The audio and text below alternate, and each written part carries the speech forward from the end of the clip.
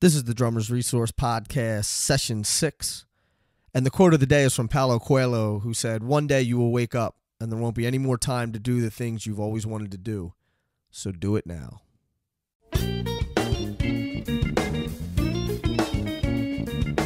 You're listening to the Drummer's Resource Podcast. I'm your host, Nick Raffini, and we're coming at you with information, education, and motivation for drumming and beyond.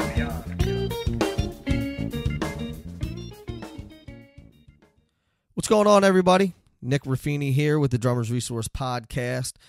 And it is a cold Monday in New York City, let me tell you. But the good news is we got another podcast for you. Got my buddy Jeff Brown on the show. Jeff Brown is a buddy of mine that I met through the artist relations stuff that I do at Boso Drumsticks. He's also a Boso Drumsticks artist. So I've come to know him through that and hung out with him in Nashville when we were down there in July, and most recently got to hang out with him last week in Indianapolis. He was in town with Casey James, who he's currently on tour with, and we were in town for the Percussive Arts Society International Convention. So we got to meet up and hang out and see the show. It was a great show. Jeff played his tail off, so it was great. A little bit about Jeff. Jeff grew up in California, and he's been all over the place. He's done the cruise ship thing. He did a USO tour. He played in a band called Dreaming in English, which was actually his favorite band when he moved to Nashville, and he ended up joining that band and played with them for years. He's opened up for Rush. He's done a ton of different things. We're going to get into it with him a lot, but he plays with Reeves Gabrels, who was in David Bowie's band. And also, he's on tour, like I said, with Casey James, who was the American Idol runner-up. Not runner-up, I think he finished third, actually, for American Idol. And, yeah, now they're on the road, and Jeff's out there killing it with him. So, without further ado, Jeff, welcome to the show, buddy. Thanks so much for doing this, man. It's great to have you. Thanks, Nick. Thanks for having me, man. I appreciate it. Absolutely. Yeah, absolutely, man. So you're fresh off the road, as I hear, right? That's right. I'm currently on the road with Casey James, and recording artist, and basically, I've only been with him for about 3 weeks. His drummer abruptly quit, and they needed a replacement, so I got the call. He just rolled out, huh? Yep. I guess he got an offer he couldn't refuse, and took off. So, to my benefit. Oh, okay. So he went elsewhere. Yep. He wasn't just like, I'm out of here. No. But it's been great so far, so I'm enjoying myself. So. Great. So is that a more of a semi-permanent gig now, or is it kind of like a? I'm hoping so. They basically I'm hired on for the rest of the year, and then he's going to take basically December and January off, record a new record, and then they'll probably kick up at the end of January or February. And I'm waiting to hear. Hopefully, I'll be invited out next year. So, and great. Should be like 200 plus dates if that happens. So that would be fantastic.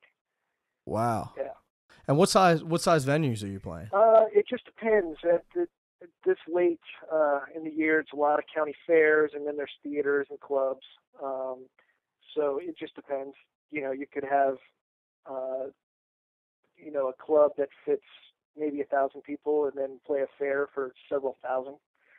So right. It just depends. But, awesome. But and they were playing arenas all summer with Taylor Swift. So I'm bummed I didn't get the gig sooner. Yeah, I was gonna say you and I talked about that, and I think that you got on the tour like the day after, like the last day of Taylor Swift or something. Yeah, they basically called me the day, I think her last day of the tour, and so basically I think 5 days after that I was on the road. Oh wow. Yep. So how does that? I mean, I know for the artists it's a better thing to be, say playing with Taylor Swift than doing smaller clubs, headlining.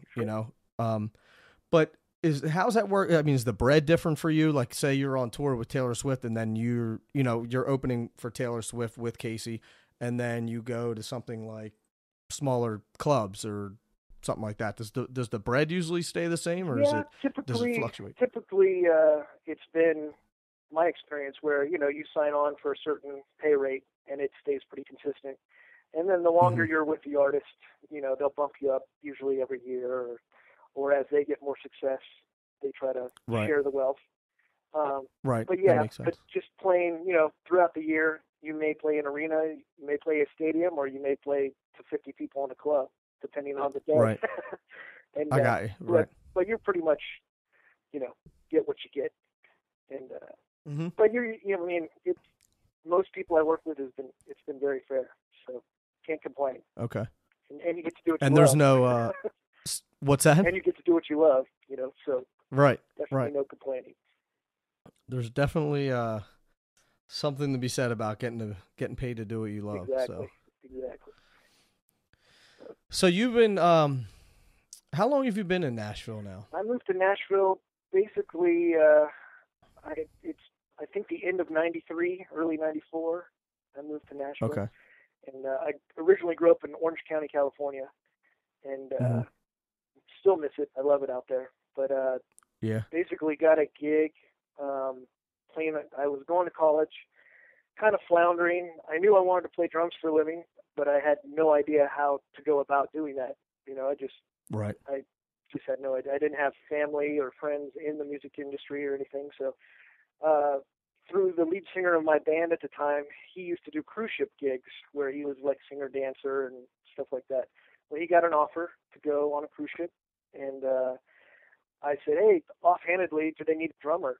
He said, I'll ask. Next day, they offered me the gig, sight unseen, never heard of me, never asked for an audition, nothing. They just, on his recommendation, gave me the gig. So about 2 weeks later, I left, and it was a cruise ship out of Portland, Maine.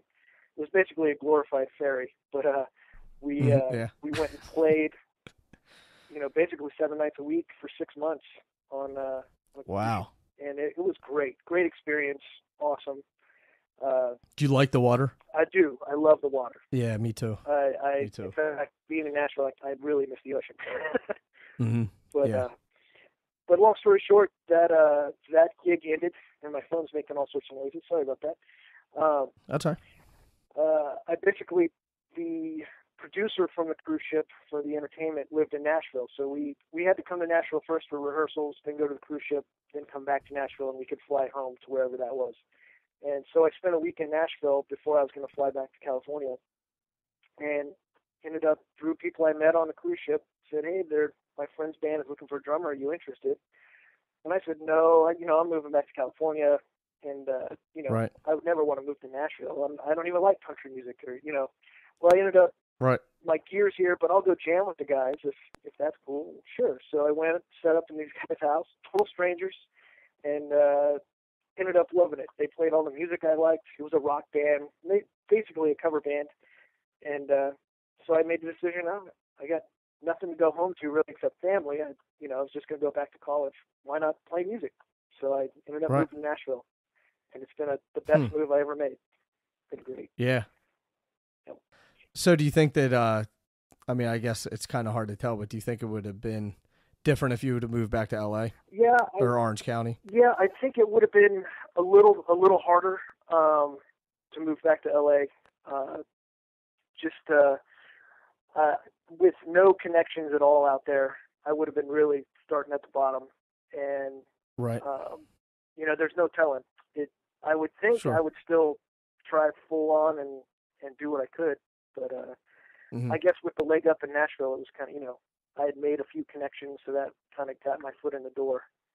And eventually that probably could have happened in LA. But, it kind of, LA felt like there were so many people there doing what I wanted to do that Nashville was a little smaller pool, if you will. I got you. Yeah, absolutely. So it ended up being great.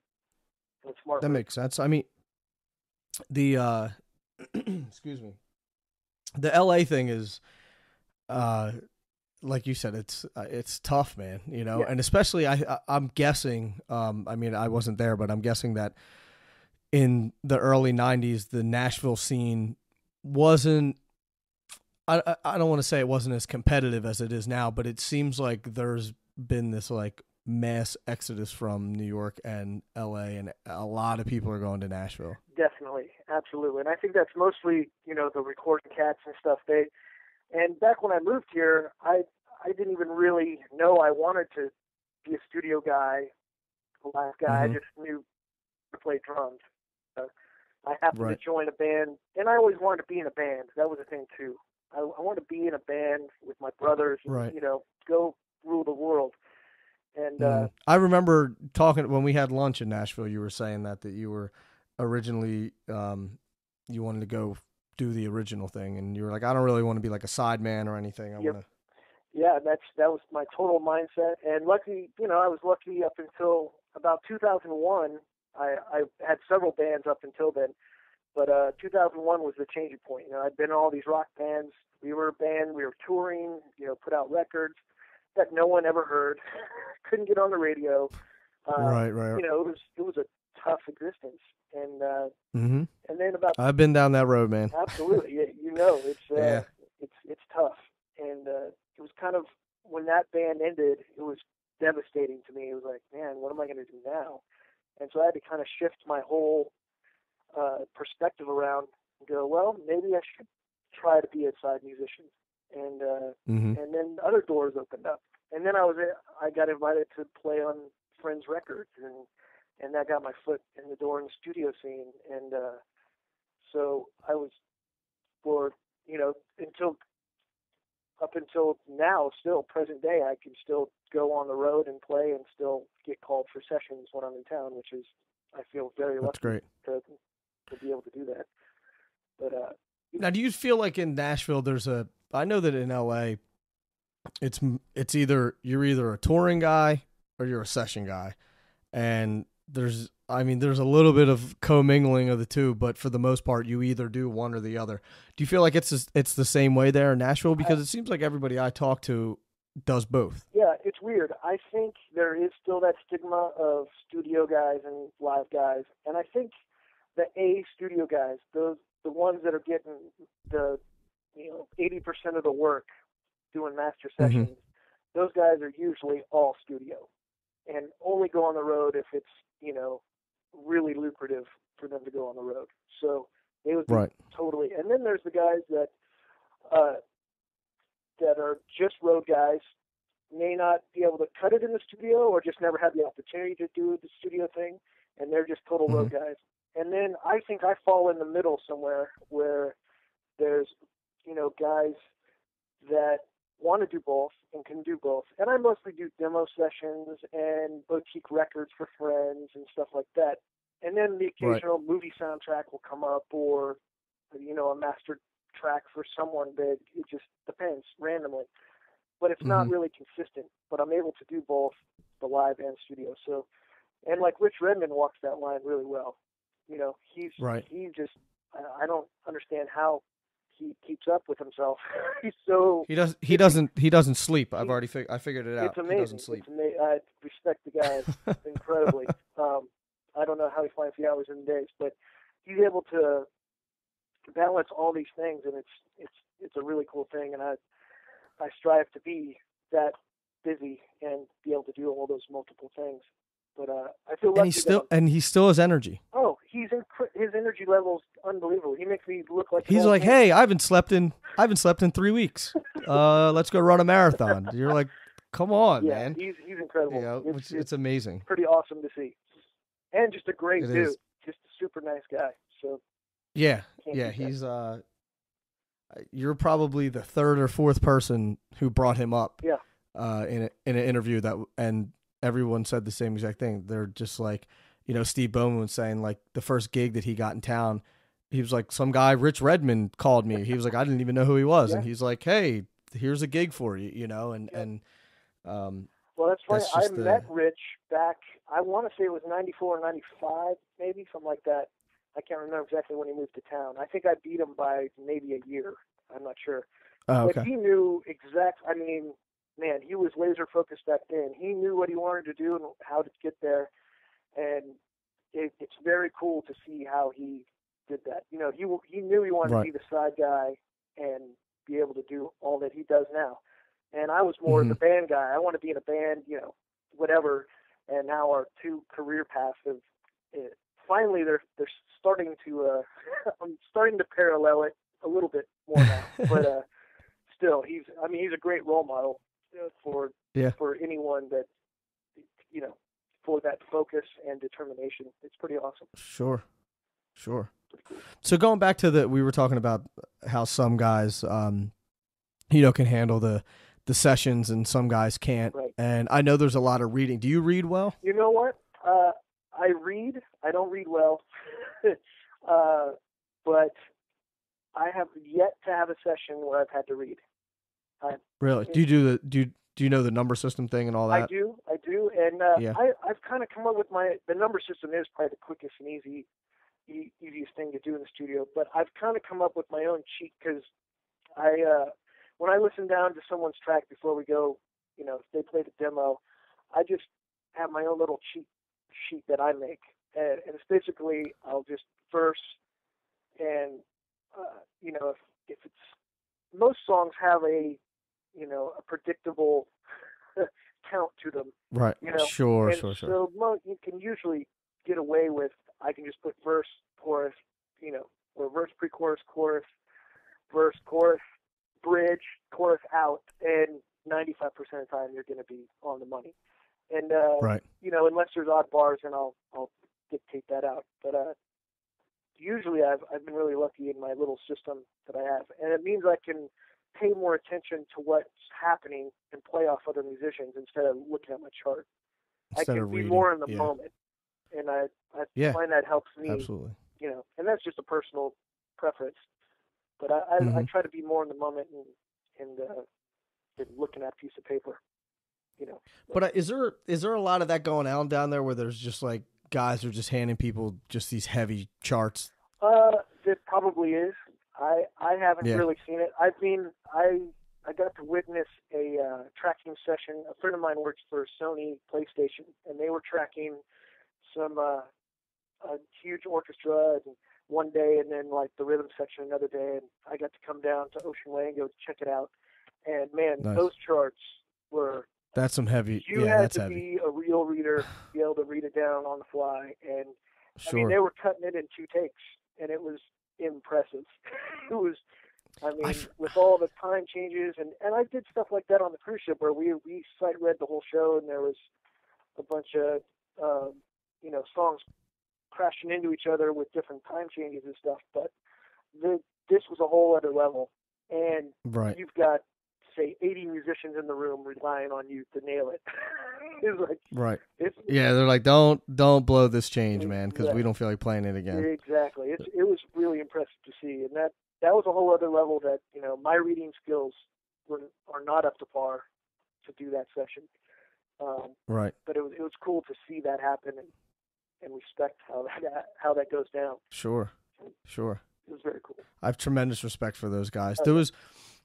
I remember somebody was telling, and I forget exactly what show it was for, or I think it was like a late show or something, like a late night talk show, and they had like 10 guys in the room, and they would just set charts on the music stand, and they would play through them, and like 1 or 2 guys couldn't do it, so they'd be asked to leave. Wow. And then they'd put another chart on, and 2 more guys couldn't do it, and it was like they just narrowed it down, and the last guy that was there, they're like, all right, you got the gig. That is amazing. It's like, wow. We need somebody that can read. Absolutely. So how else do you it's like, hey man, we don't got time to mess around here. That's pretty intense. I mean, that's the way you do it though. I'd have been the first guy out the door. Me too. Crazy. I mean, I can read, but like you said, I'm not, I can't, you can't set, I couldn't do that Sony PlayStation session. No, I mean, I would need for me to over prepare, I would need it a day ahead of time, and I would want to rehearse it myself and then show up prepared. Absolutely. Yeah. Okay, now I think I can go. But, I remember in college I had a jury that I had to do, and I had a piece that it was really, really hard, and I didn't practice it, and I went to do the jury, and I could kind of sight read the thing, and there was some parts where I was a little unsure about. So I just kind of made up like 3/4 of it. Yep.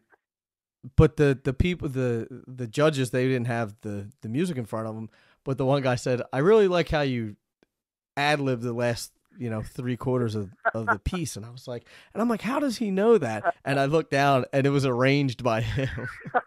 He was the arranger of the piece. That is awesome. Dude, funny. I love that. Yes. I told him I got lost, and I was like, I didn't know what else to do. So he was like, at least you stayed kind of within the theme or whatever. But needless to say, that was the last time I ever didn't rehearse my pieces for a jury. Exactly. Yeah. Yeah, there's nothing worse than failing publicly to motivate you to Yeah. get everything together. That's all you need. Well, you're like, man, I can do it. I'm the man. Exactly. Leave with your tail between your legs. Yeah. So when we were, talking about the reading thing, so where did you study? Let's kind of back up a little bit and kind of how you got into drumming. I always like to hear the backstory on how people got into drumming and where they really honed their skills and who they studied with. And absolutely, it's funny. I grew up in Southern California, and my dad played keyboards, and he would record at home, and had a huge record collection, and so there was always music in the house, and mostly classic rock, which I still love to this day. It's what I grew up on. And so at about 8 years old, I don't even know what possessed me to do it, but my dad was also handy, so he had all these old coffee cans full of different size nails. So each can, if you hit like the Maxwell House containers. Yeah, exactly. And yep. with the plastic lids. And so they were filled with nails of different sizes and quantity, and they would had different tones. And I set them up just instinctively, highest to low, and I would beat on them with whatever I had, coat hangers or kitchen utensils or whatever, and I would make these melodic things on these coffee cans. And I kind of realized, I like doing this. And so I asked for a drum set for Christmas one year. I don't even think I thought I'd get it. It was just like something I wanted. And lo and behold, my parents got me like a $100 Sears drum kit, 3-piece drum kit. Yeah. In fact, on my website, I've got a picture of it. There's a highlights page at the very bottom of the page. There's a picture of that kit from the catalog. Real? Yeah. I'm getting on there. I'm getting on there right now. I got it right in front of me. Hold on. Let's see. Where in the images? And so. Oh, highlights. I see. Yeah, it. highlights. I see it. And it's jeffbrowndrums.com. And at the very bottom, there's here it is. Just a little tiny picture of a 3-piece drum kit. Yeah, the blue one. Yep, with a little splash symbol on it. And I beat the crap out of that drum kit for a year. We had to send in for replacement parts, new heads, new sticks, new cymbal for like a year. And they figured, well, it sounds like he's going to stick with it. So they got me a $400 kit the next Christmas. So moving on up. You're moving on up. And it was a Kima, which is like a Pearl knockoff. It was like a Pearl export knockoff.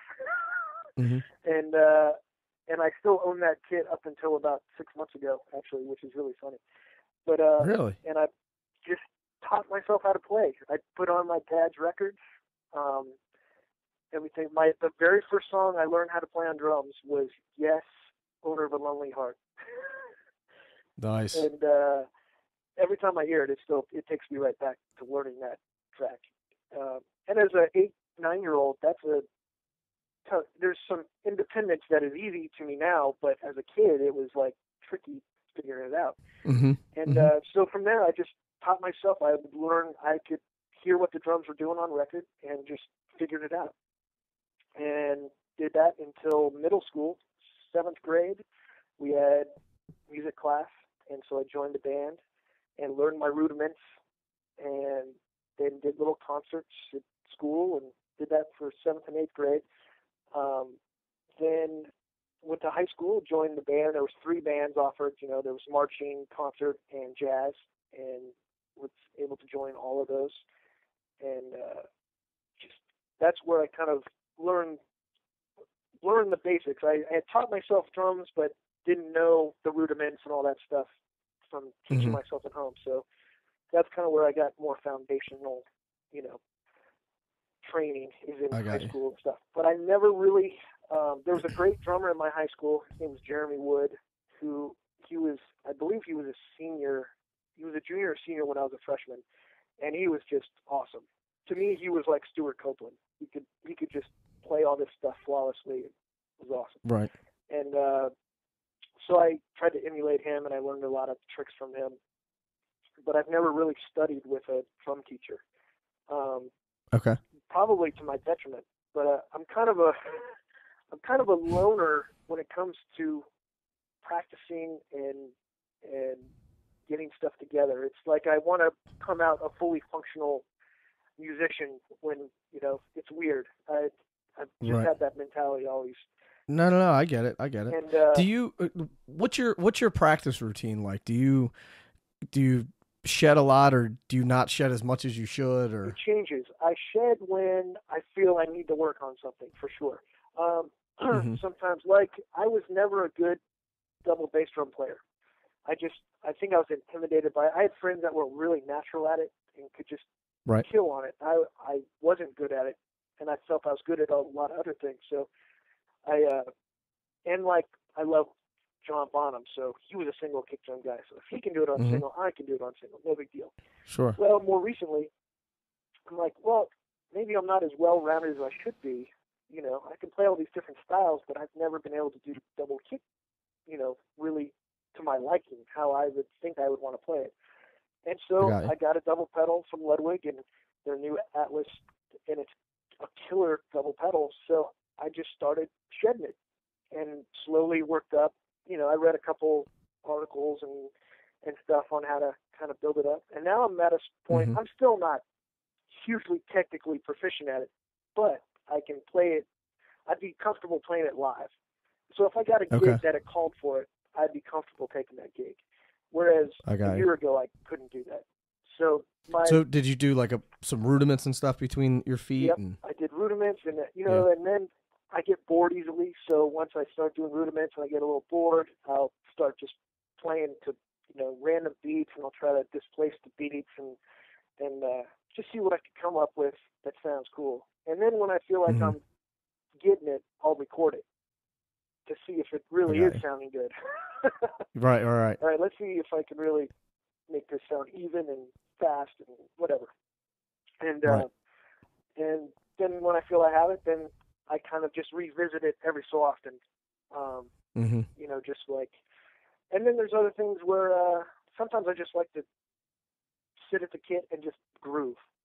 It's not even working on a groove. I just want to groove. I'm just going to play time and make it feel as good as possible. And then other times I want to just blow it out. I want to do every Neil Peart lick I know and whatever Vinny lick I might know, just like go off and may just do a free-form solo. And sometimes I'll record that just to see what's working, what's not. See what's going on. Am I rushing? Am I dragging? Whatever. Just it's kind of like a checkup. Let's see where I'm at and see what feels good, what doesn't. And but then sometimes I'll go weeks or months and not shed at all. Not necessarily on purpose, just life gets in the way, or if you're on the road, you're playing all the time, so you don't have time to practice. So it just depends. So I don't have a totally regimented thing at all. It's just whatever I feel might need some work. And there was a long time when I was trying to do more studio work, I noticed that, and no one ever said anything in the studio. It was just something I noticed, that some of my snare hits were a little inconsistent.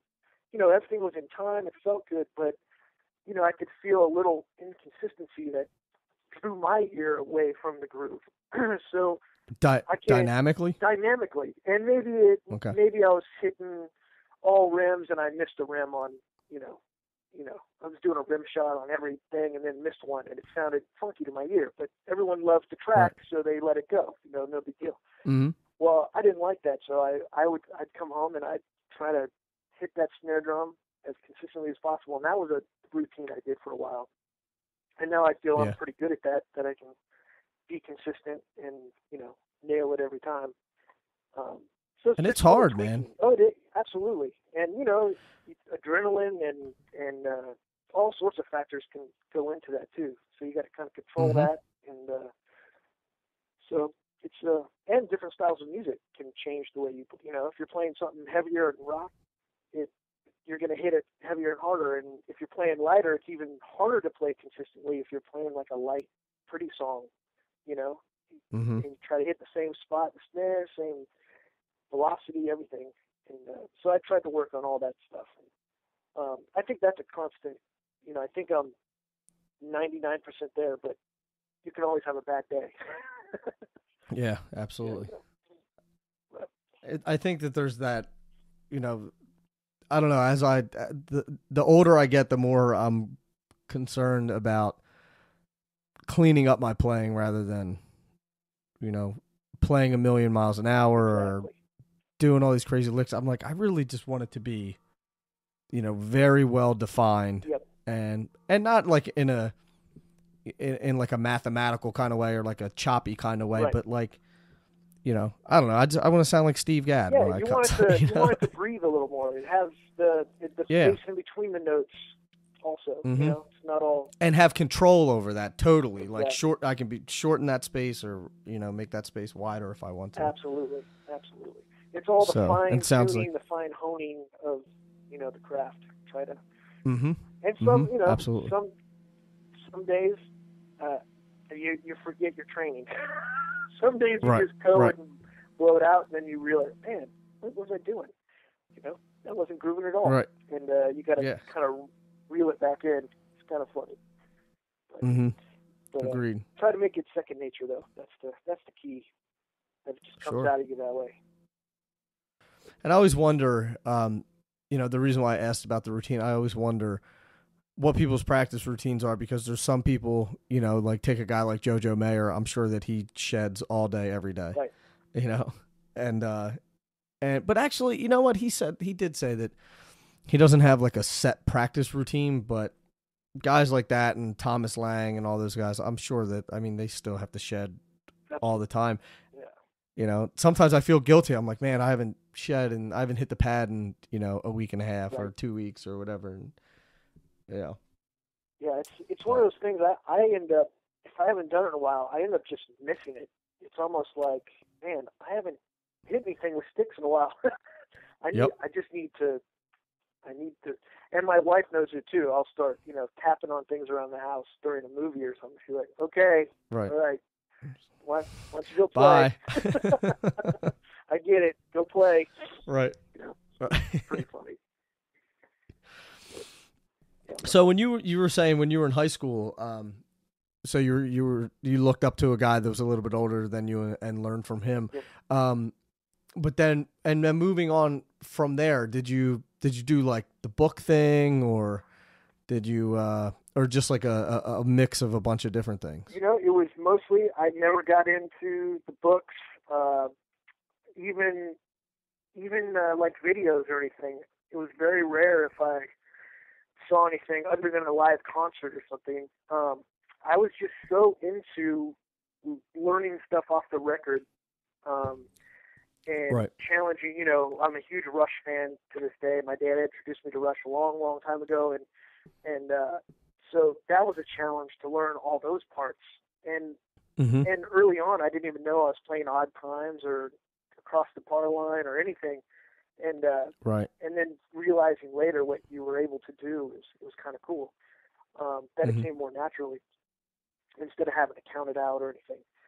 And that's helped me when I have to play odd times, that I can feel it more than. And it was kind of cool seeing a clinic with Gavin Harrison just on YouTube, how he was talking about he hates counting. He wants to feel it, so he feels things in phrases and stuff like that. And I feel I do that naturally. Also, just I'd rather feel the phrase instead of totally subdivide it to death. You know, I'd rather. Yeah, absolutely. And it makes it feel a little more natural, I think. But I totally agree with you. So I totally agree with you. That's kind of a cool thing. So I was just learning records, and then I was playing in a band in high school. So we were playing. I was lucky enough to play like the Troubadour and the Whiskey a Go Go when I was like 16. Nice. And, you know, to hardly any people paying to play. Like, we had to buy tickets for the whiskey. You know, we had to buy like $300 worth of tickets for the Whiskey a Go Go. It was like, okay, some of your friends, well, we're in high school. Our friends can't come to the whiskey. Right. You know. So, right. I never had to do that, like the pay to play thing. We would get tickets, but they would like front them to us, and then we would have to go out and sell them, and then whatever we didn't sell, we would just hand those tickets back in. That's cool. Interesting. You know, but it was never like, come buy these tickets. And the promoter that we used to work with, this promoter all the time. Actually, his son was on The Voice last night. Oh, cool. Which was funny. Yeah. But the pay to play thing is something that totally never, I don't know, it never made it to the East Coast or something. I don't know. Yeah. I mean, I think it was just, there were so many bands out in LA that they had to figure out a way to, you know, there's so many bands they'd book and no one would show up. And, sure. you know, they were losing money. They couldn't even sell alcohol, you know, to make up for profit loss. So I think they just kind of, we'll charge the bands to play here, and then we'll weed out the ones that can't afford it or have no fan base or, you know, whatever. But if you sold your tickets, then you made money, right? Yes, exactly. Which we never were able to sell all our tickets, so we never had the fruits of our labor. Right. But yeah, I've been down that road, man. Yeah. So it was, you know, it was great while it lasted, and we played some really bizarre gigs. But it was a blast, and that's where you cut your teeth on those early bands. Luckily, I got to play with really good musicians in high school. It was pretty crazy, and had my first recording, experience in high school. We recorded like a 4-song EP at, there was a place called Public Recording in Brea, California, right down the street from where Pice U.S. headquarters are. I got you. And went in there. All of us were green. We knew nothing, but we went and cut 4 tracks, and it, to us, it was the greatest thing in the world. And it gives you that spark again, like, oh man, I want to do this for real. I want to, I want to do this for a living. And you get that itch. You get that itch. And another cool thing, I had another band teacher that was in a band, and so he liked our band and offered to record our band after school hours in the band room. So we went and set up and recorded we probably recorded 7 or 8 songs with him in the band room. Awesome. So that was cool. We had, teachers like that were, willing to help you out any way they could. That goes a long way. That hey, I like what you guys do. I want to help you out, and I'll volunteer my time and expertise and record you. It's pretty cool. That's great. There's a lot of kids that don't have that, man. I'm sure. Sure. But, so, and then from there, I went to Fullerton College, which is just the local community college near my house, and I went for a semester, maybe a semester and a half, and then got the cruise ship gig. And so I was just taking electives basically. I didn't. I knew I wasn't going to make it the long haul in college. I knew I wanted to play drums. I knew I was going to do it somehow, some way. I was just doing it to appease my parents going to college. Mm-hmm. And it worked out that I ended up getting a gig, and it's worked out so far. So luckily, nice. Since moving to Nashville, I've been able to continually work, which is awesome and rare. But, it's cool. So after the cruise ship thing, you get into Nashville, and so you start doing. You're doing all of the. You're doing the original band scene. Actually, when I first moved, it was a cover band for about 2 years, and we played every college in the Southeast, basically. So we were playing frat parties and some clubs in Nashville and random stuff like that.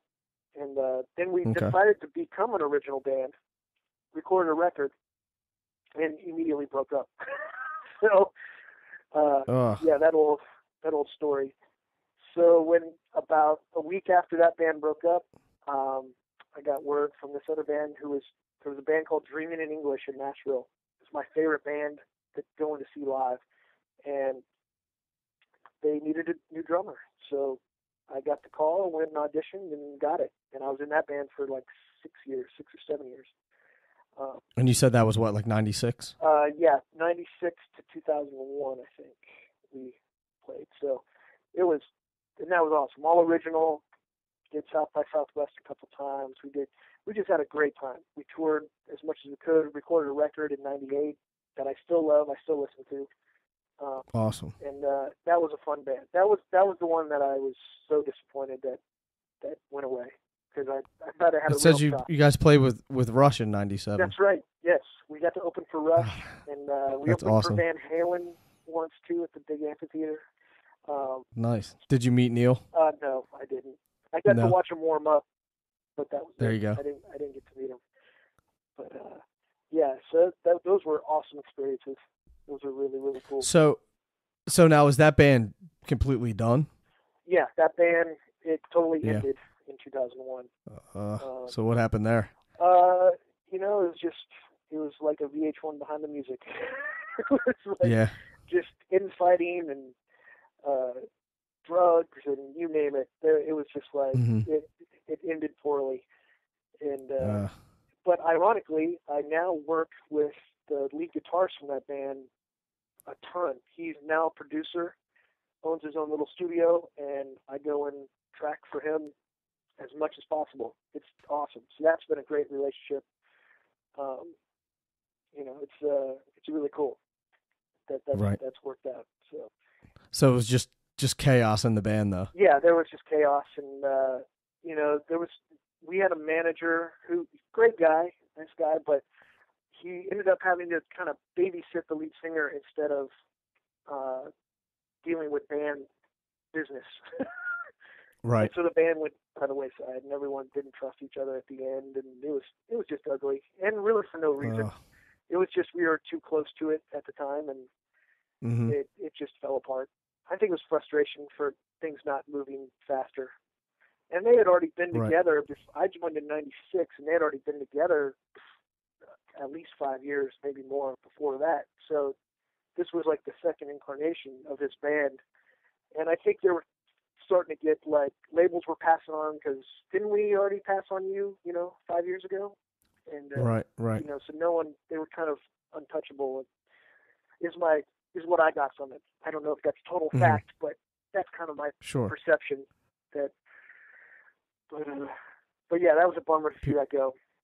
And and then I did some sessions there was a rhythm guitarist in that band, and he had a project called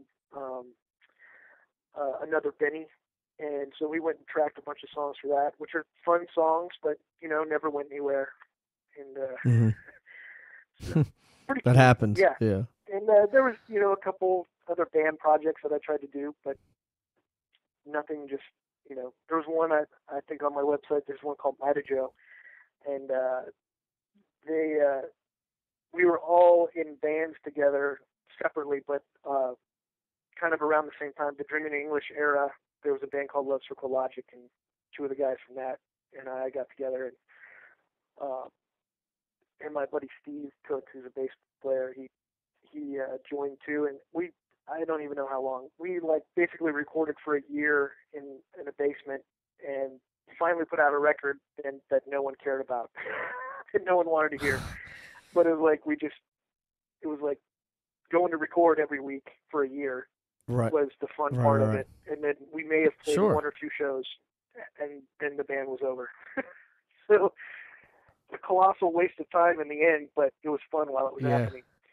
But so what I saw on here that that you played with Peter Wolf, and you were on the Fantastic Four movie soundtrack. Yeah, the Peter Wolf thing was really cool. There's a local bar restaurant here in East Nashville called the Family Wash. Total musician hangout, awesome place. Right.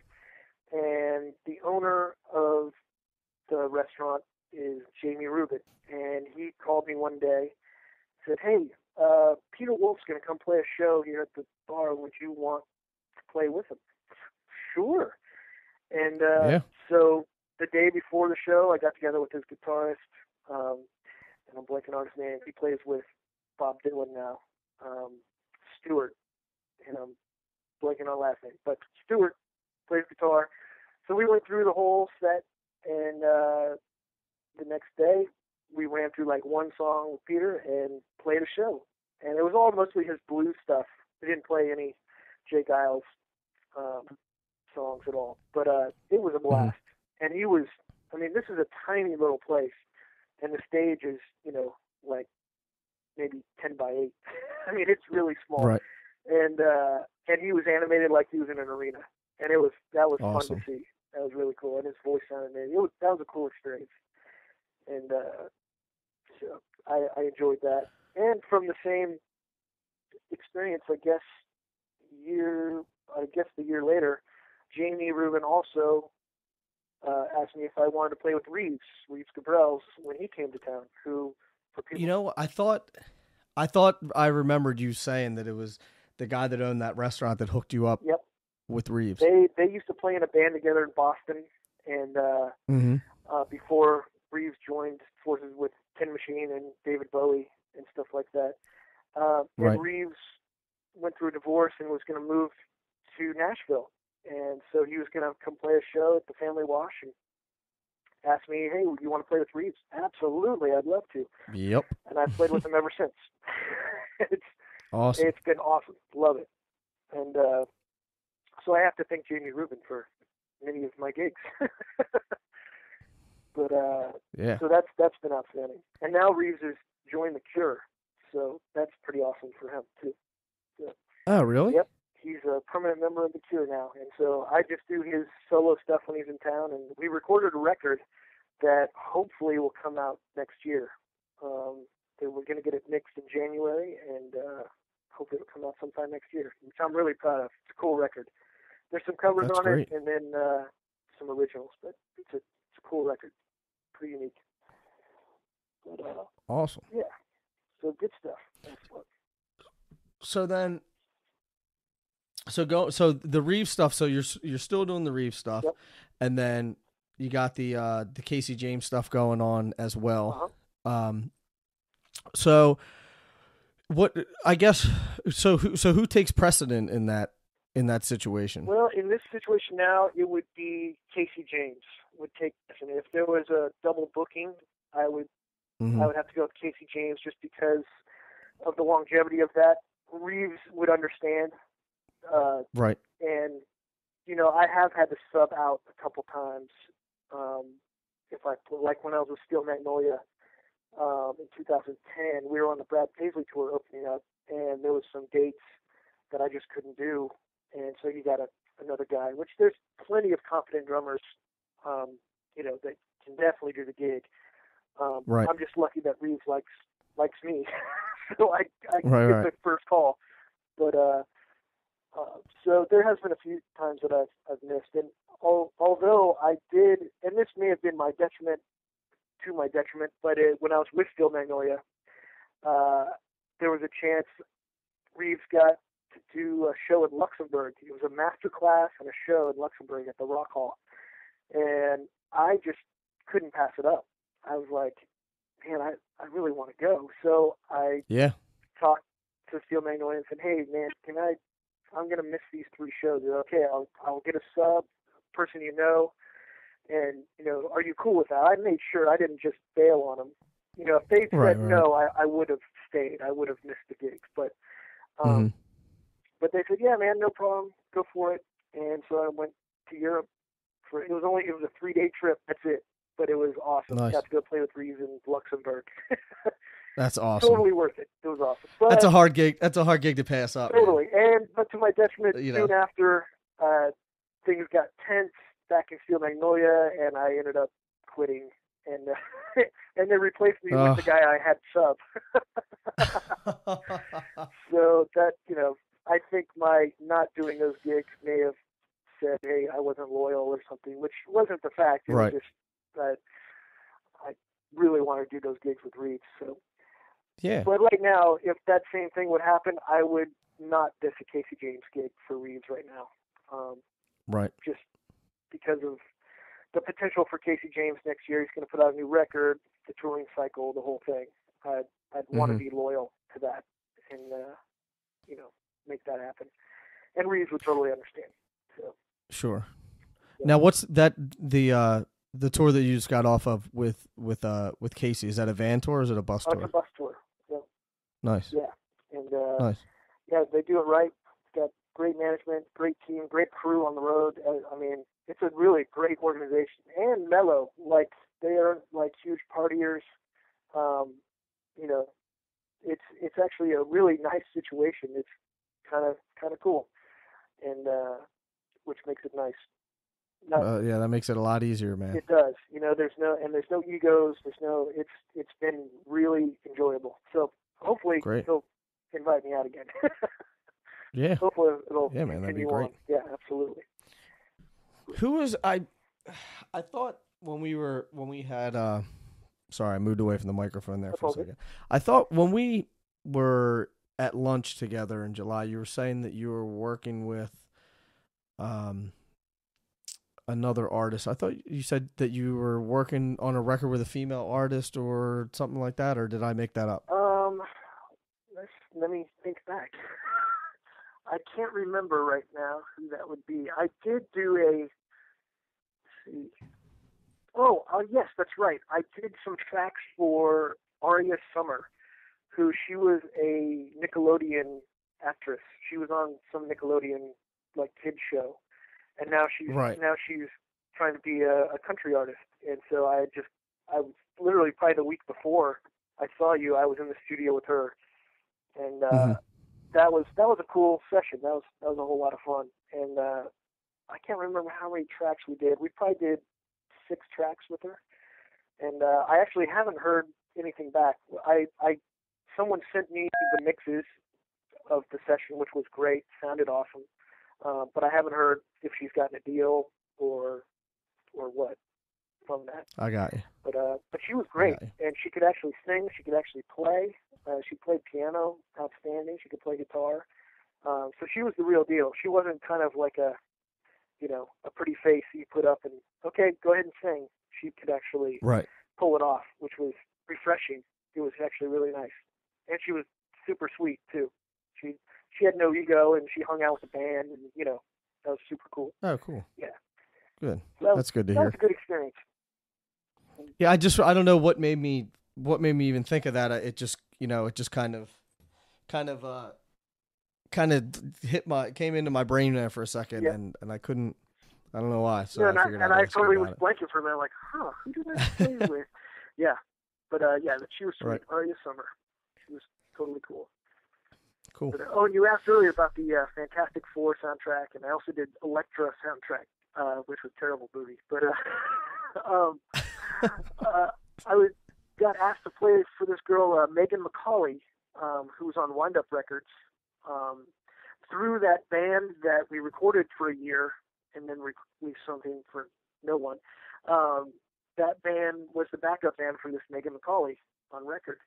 And so we went to Ocean Way, and we tracked, I think, 4 songs, and 2 of the 4 were each on a soundtrack. So it's not bad. Yeah, so Elektra, if you dare watch the movie, when the end credits roll on that song, that's me playing drums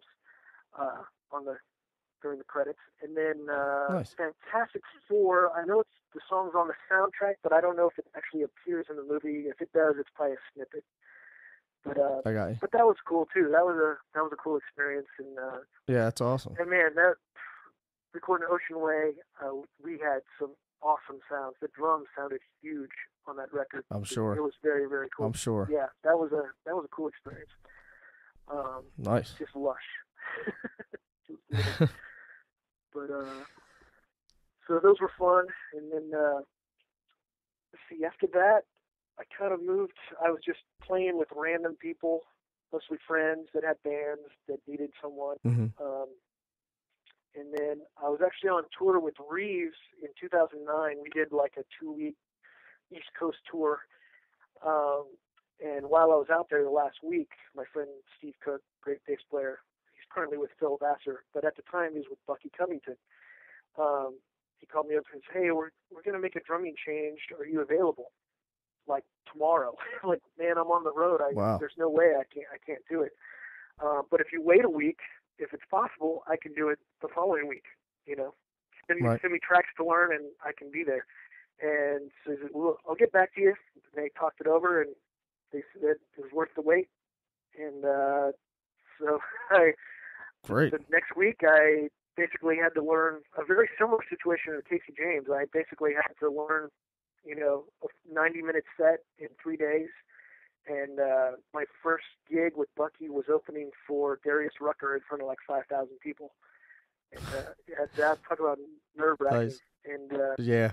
and they definitely had a show where the first 3 songs were bang, bang, bang right into each other. And you had to, it was the first gig in a long time I'd had where you had to, be on top of it, get that click track going for the next song in the last 4 bars of the last song, so you got the tempo for the next, it was a stressful moment, especially without a proper rehearsal with them. It was just, learn it and go. Right. And that was cool. And I talked to Bucky afterwards. I'm like, hey, man, hope you enjoyed it. He's like, I didn't miss anything, so you did all right. Welcome to the band. And well, there you go. So I played with him for about a year. And super nice guy, super great. It was a good experience. That was my first real country gig, 2009. So that was pretty cool. Nice. And it's a long road, man. It's like they call these places 5-year towns at least. You know? Absolutely. And I had never said. In fact, if anything, I set out to not play country, for as long as possible until the moment comes where you're offered it. It's like, well, I think I'll do it, and it's ended up being great. You can only fight it for so long. Exactly, and and it's been great. I mean, it's most of the stuff you play is pretty rockin' anyways. It's a lot of it's rock music with a fiddle or a pedal steel or something. It's right. So you can still rock out and have your rock star dreams come true, even playing country. Right. But, sure. I'm sure, you look at someone like we were talking about Rich earlier. I'm sure he feels like a rock star. Oh, without a doubt. I mean, he's a country rock star, but I'm sure he's not like, oh, this isn't what I, Yeah, no, I don't think he's missing anything. I'm sure he's very happy where he is. And yeah, definitely. Those guys are rock stars. Yeah, absolutely. They're on top. So speaking of that, the 5-year town kind of thing, what advice do you have for guys that are trying to come up and really trying to make a name for themselves, whether it be in Nashville or anywhere else? There's a couple things. I think the first thing is, man, you really have to have, your stuff together. Be it playing, you should be able to play all styles, or many styles, just proficiently, even jazz, Latin, rock, even rap. You should be able to be that diverse and just make sure you got it down. Reading is a plus, but not necessity. I mean, if I could do it all over again, I would try to become and that may be something I'd totally work on in the near future, just becoming a better reader. Right. And, but one of, my biggest regret, and I'm going to start taking it soon. My biggest regret is not taking piano lessons. If I had taken piano lessons, it would have made me a better musician faster. And I feel I have big ears. I listen musically and play musically, but if I had that piano lesson foundation, I think that would have been even better. And I'm making that a goal to actually take piano lessons and better myself that way. Well, I don't know if this will make you feel any better or not, but I played piano for 9 years before I started playing drums, and I can't play anything on the piano now. That's funny. Nothing. But and I was good. But you have a foundation in that, though. You have an understanding of that most drummers don't. Even if you can't play it anymore, you have that foundation, even if it's subconscious. Which is pretty cool. I mean, I did like recitals and the whole nine. Wow. Like I was pretty good, and then I stopped. That's pretty cool. It's pretty funny. And then, anyway, go ahead. Sorry. No. That's great. And then, once you're playing together, then also it does matter your gear. It doesn't have to be top of the line or anything, but it needs to be good working condition and fail proof. It needs to work all the time. I've seen some guys come to town, and obviously budget's a concern, but it's your tools of the trade. You know, if you're a welder, you're not going to have the cheapest stuff because it could blow up on you. If you're, you know, whatever tool you need for your trade, it needs to be quality. Right. And I see so many people without quality gear, and it comes across that way too.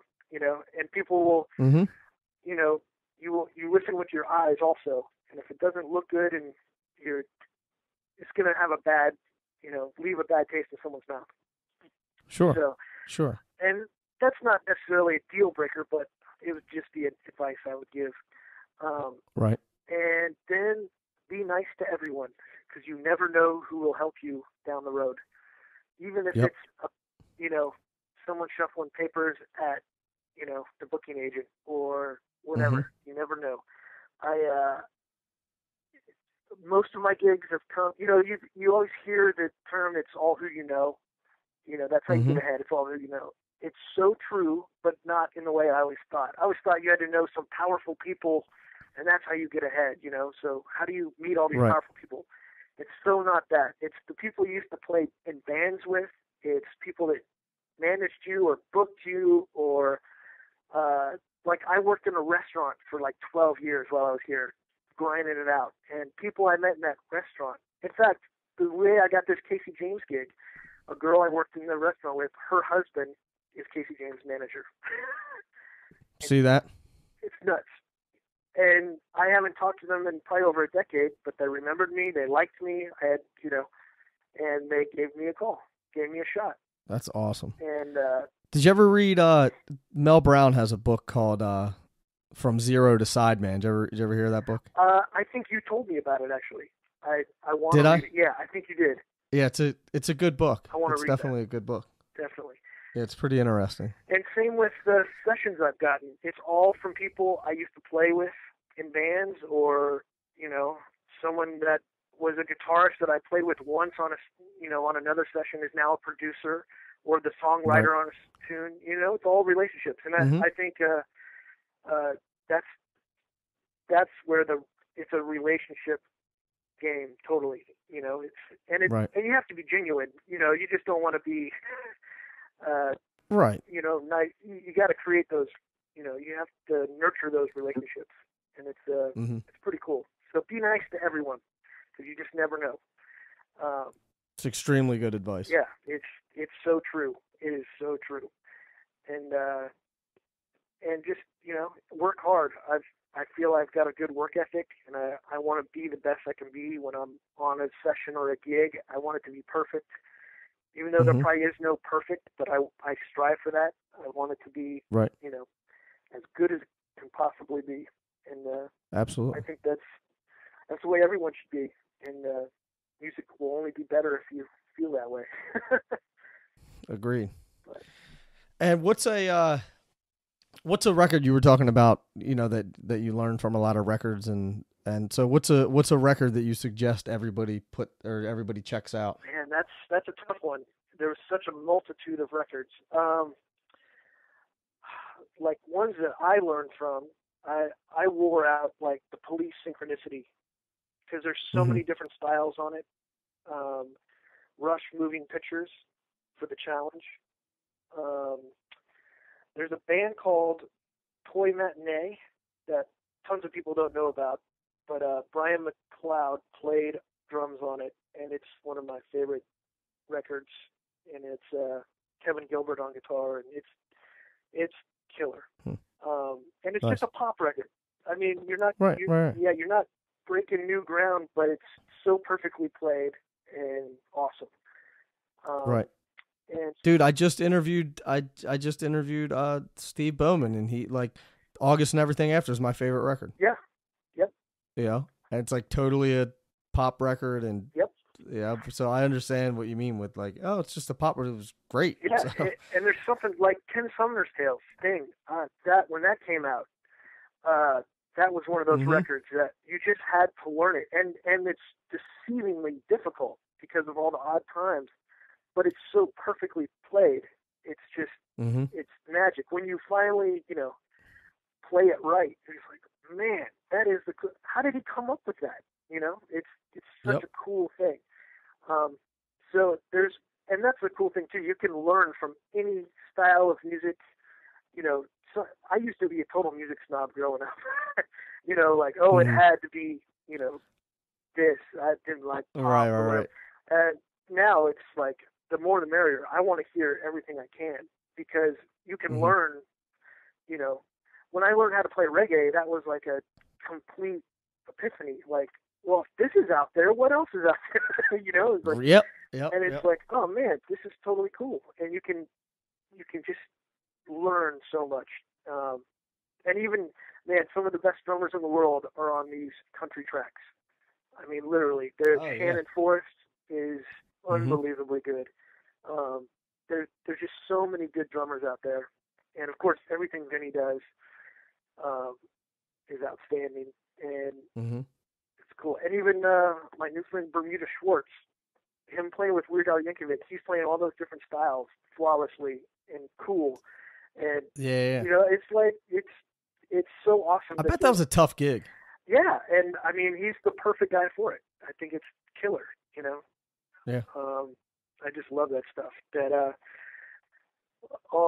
there's so many great drummers to learn from, and you know, a lot of them are schooled and trained, but some of the most interesting are the self-taught guys that are making it up as they go. And that's what's so cool. You can do so much on the instrument and be so creative. One of my favorite records too. I try to turn everyone onto this record. It's by a guy named Neil Lara, Nillara, and he had. Let me write that down. Yeah, I think he only had one record, or at least one. That was his main record that he had. I don't even know who plays drums on it, but it's mostly like Cuban Latin, but it's pop. It's at its core, it's pop, and it is the coolest, most grooving record. Not all the songs are winners, but there's enough on there to keep you happy. It is a great record. I've turned it on to so many people. I've got like sound engineers play it for their pre-show music because they fell in love with it, and it sounds so good. Oh, really? And what's it called again? Neil Lara. I'm not sure. Let me bring up my iTunes and see if the record has a name other than Neil Lara. But it's such a cool record. Yeah, because when you can give it to me, let me know when we're done, and I can put it in the show notes. Put it in the show notes for the for the website. So yeah, it's just a self-titled record, Neil Lara. So definitely cool. But that's a great record. That kind of changed. There's so much space in that record too that it's grooving. He's a great guitarist, and then it's a good record. One of my favorites. Yeah, I'm gonna check it out as soon as we're done. So absolutely. And I also grew up on all the like Jane's Addiction to Pearl Jam, Soundgarden, and Tool, and Smashing Pumpkins. I grew up on and those were all great drummers in all those bands. So there was so much to pull from in that era. Which I love. So that's kind of where I come from. Yeah, one of the that's how you cut your teeth. Yeah. That whole like the Soundgarden thing, and one of the artists for Boso is Scott Mercado from Candlebox, and he was on the show a couple weeks ago. Sweet.